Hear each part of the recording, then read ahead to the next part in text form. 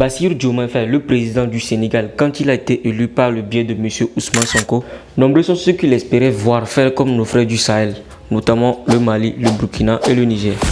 Mais à la grande surprise de tous, on a l'impression qu'il est très loin du panafricanisme que l'on y pensait et un peu plus proche de la France. Et même récemment, il s'est porté garant de ramener le Burkina, le Niger et le Mali vers la CEDEAO. Une médiation qui n'aboutira certainement pas. Et ne serait-ce que cet acte a causé une grande déception auprès des amoureux de l'AES et chez certains activistes qui comptaient sur lui pour faire valoir le panafricanisme. À l'instar de Kémi Séba, l'activiste béninois que tout le monde connaît d'ailleurs. Et c'est ainsi que lors d'une interview accordée à l'activiste béninois Kémi Séba sur la chaîne de télévision BF1, il sort du silence et dit clairement ses 4 vérités et en plus de ce qu'il pense exactement du régime de M. Ousmane Sonko. Alors sans trop tarder, écoutons ensemble.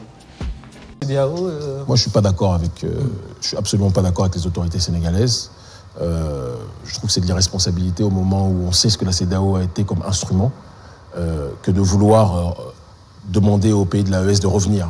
Moi ce que je pense qu'il va se passer, le temps me donnera raison ou pas. Le panafricanisme, il est également en marche au Sénégal, non? Moi, j'ai plus de distance critique. Ah oui? Avec, quand je vois le président Bassirou Diomaye Faye, je vais vous donner mon analyse. Et tout le monde sait que j'aime profondément le Sénégal. J'ai l'impression qu'il y a eu la période de campagne, de rupture. Et puis maintenant, il y a la praxis.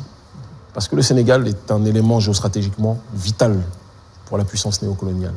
Et même s'il va avoir la renégociation de certains contrats, il n'y aura pas la rupture annoncée. C'est ce que je crains. Je peux me tromper, je prie pour. Mais quand je vois Diomaye Faye qui demande à réintégrer les pays de l'AES, moi je pense que c'est une faute politique. Et que l'avenir de la sous-région, le temps me donnera raison ou pas, si la Côte d'Ivoire n'est plus sous le contrôle de Ouattara, si le Bénin n'est plus sous le contrôle, et ça arrivera, de Patrice Talon, ce qui risque de se passer, c'est qu'en termes de dynamique politique, l'AES risque d'avoir une empreinte matricielle dans une nouvelle structure qui verra le jour. Ce sera peut-être l'Alliance des États du Sahel et des pays d'Afrique de l'Ouest. Ce sera peut-être un nouvel acronyme, ça sera peut-être une nouvelle appellation, ce sera peut-être la SAO, j'en sais rien. Mais la CEDEAO telle qu'elle est aujourd'hui, les peuples n'en veulent plus. Les peuples se sentent trahis, beaucoup de gens se sentent trahis. Je ne parle pas... Diomaye Faye à venir, il faut qu'ensemble, on puisse de l'intérieur transformer les choses. Les révolutions de l'intérieur ont montré généralement qu'elles échouent. Et de ce que je vois de Diomaye Faye, je le sens beaucoup plus aspiré par un système qui l'a précédé que lui qui aspire le système.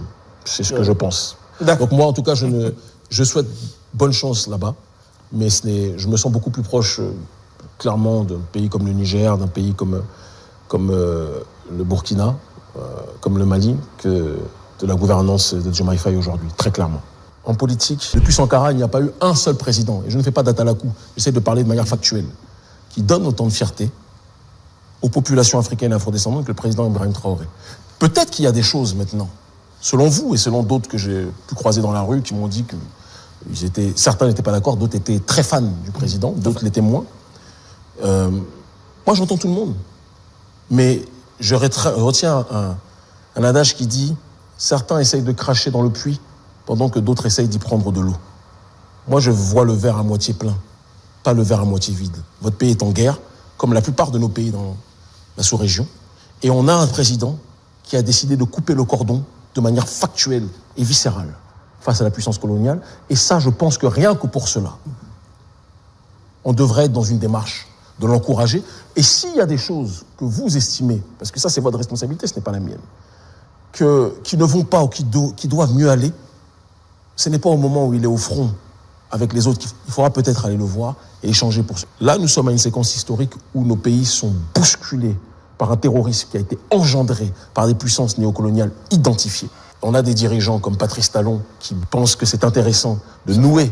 Non, il faut être, je le dis très clairement, si quelqu'un vient assassiner une personne qui donnait beaucoup de force et qui stabilisait la sous-région, et que ces mêmes personnes qui viennent assassiner la personne qui stabilisait, qui protégeait la région, vient maintenant se présenter auprès de vous comme celui qui est le seul habilité à pouvoir pacifier le désordre qu'il a créé, mais qu'il n'ose même pas reconnaître, il faut vraiment être naïf au mieux, ou bête au pire, ou corrompu au pire des pires, pour accepter, pour trouver normal que l'on accepte de travailler avec ces entités responsables de la destruction, de la déstabilisation de nos États. Et donc, dans ce climat incendiaire, on a le président de mon pays qui, dans un contresens historique spectaculaire, au moment où nos populations et nos mouvements sont en train de risquer leur vie pour faire partir ces forces néocoloniales, identifiées comme telles par les 3/4 du Sud global. Je faisais partie des invités des BRICS en tant que structure citoyenne observatrice. Je faisais partie des invités d'honneur des BRICS en tant que président d'urgence panafricaniste. Tout le Sud global est fatigué de l'arrogance et du néocolonialisme de l'oligarchie occidentale. Il faut qu'on dise la vérité.